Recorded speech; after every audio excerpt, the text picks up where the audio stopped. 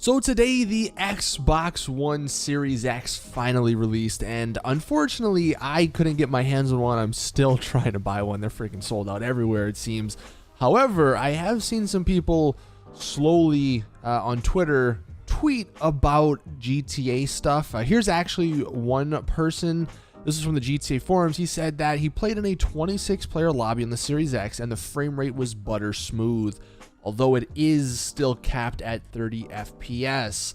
So I think this confirms two things. Number one, unfortunately, the frame rate isn't going to be above 30, at least until that enhanced version, which we'll touch more on in this video. And then the second thing, this version, like just switching from one console to the next, you're still going to be playing with that old console crew, if that makes sense. Basically what I'm saying is, if you're on the PS5 or Xbox One Series X, you will still be able to play with PS4 and Xbox One people.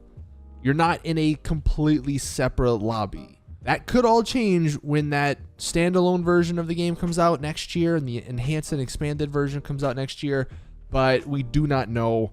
At least at the moment, everything seems to be in the same lobby. So I guess it is truly backwards compatible. Now that's not really the main point of this video. The main point of this video is actually going over Take-Two's earnings call a couple of days ago. They mentioned some very interesting stuff regarding Rockstar Games and the future of GTA Online. And just hopping right into that stuff. The first thing, of course, they mentioned was how much money it's made. And, you know, no surprise, it was a lot of money. They actually said that this second quarter, the fiscal second quarter, was actually GTA Online's best ever second quarter in its lifetime based on active players and new players. So obviously, you know, it's not the biggest because this past like 3 months hasn't really had anything new in GTA Online. I mean, sure, we had a little summer update, but that wasn't anything major. But to see that it's still, you know, getting bigger and bigger is just crazy. To think that the game's just been out for 7 years. And one of the unfortunate parts, I guess, because of this and because Take-Two's a business and they just want money, money, money, they did say that GTA is not slowing down anytime soon. They expect the game to reach all-time highs for microtransactions over the next couple of months. I'm assuming that's because of the new update coming out at the end of this year, which they say, again, it's going to be the biggest update yet, and it's going to include a new area and a new take on fan favorite heists. So more teasing at that update, but definitely just gets me excited, although I'm sure things will be very expensive. So already start saving if you haven't. They also kind of clarified what's going to happen next year with GTA 5. And this is something I'm still a little confused by. So they mentioned here that next year, a free-to-play standalone version of the game exclusive to PS5 is going to be releasing, but that's only going to be for a few months. After that, it will come to the Xbox Series X. But they say in addition to this standalone version of online, there's going to be obviously the expanded and enhanced version of GTA 5 for the PS5 and Xbox Series X. So somehow there's going to be two more versions of this game. There's going to be the standalone version of online, which is only going to be free for the first 3 months if you're a PS5 member. So basically, if you're gonna want a standalone version of GTA Online, it's gonna cost money.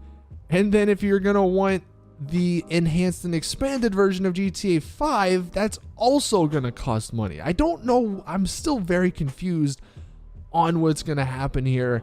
Just because, what if you buy that expanded and enhanced version? Does that not come with online now? And if you buy that, then do you not need the standalone version of the game? It's just, again, very, very confusing. And just another bit of information regarding those two versions of the game. They are coming out, they say, in the second half of next year. So don't expect them anytime at the beginning. We're going to be waiting probably, you know, from July onward. I'm going to guess probably October or November, because that's when games usually release. Although they could do it on the anniversary, which is of course in September. They also gave a little bit of a more description on what these new titles, these new enhanced versions of the game are going to be. The middle of this paragraph, it says the new generation versions of the game will feature a range of technical improvements, visual upgrades, I'm assuming to 4K, performance enhancements, again, I'm assuming that means you're going to be playing the game at 60 frames per second, and they do say it's going to make the game more beautiful and more responsive than ever.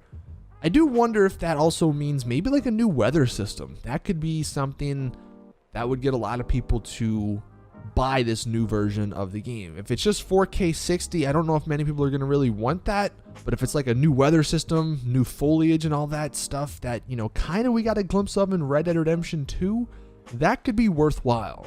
And then the only other thing I thought was that was pretty interesting from this earnings call was when they were asked a question about any of their games going free to play. And they actually gave a pretty detailed response, which you can read maybe some of that in here. I'll leave links to this stuff in the description if you want to dive deeper into it.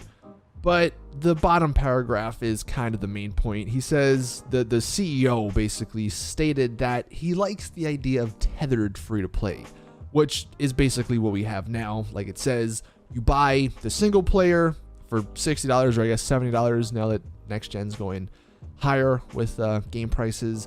And then you get the free version of the game, like the online part, with it. So basically what he's saying is don't expect any of their games anytime soon to be free to play, apart from that Sony exclusive 3-month period of GTA Online on the PS5. But I think that was just because Sony paid them a lot of money. So yeah, kind of just a bunch of interesting little tidbits of information regarding Rockstar Games and GTA 5. At the very least, at least we are pretty much confirmed that this next update for GTA Online is coming out in December. I would imagine if they were planning on delaying it at any point, they wouldn't have mentioned that they think this next, these next couple of months are going to make record sales for GTA Online and for them. So I guess that is the good news out of all of this, but I do still wonder just what's going to happen next year when we have these two versions of Grand Theft Auto 5.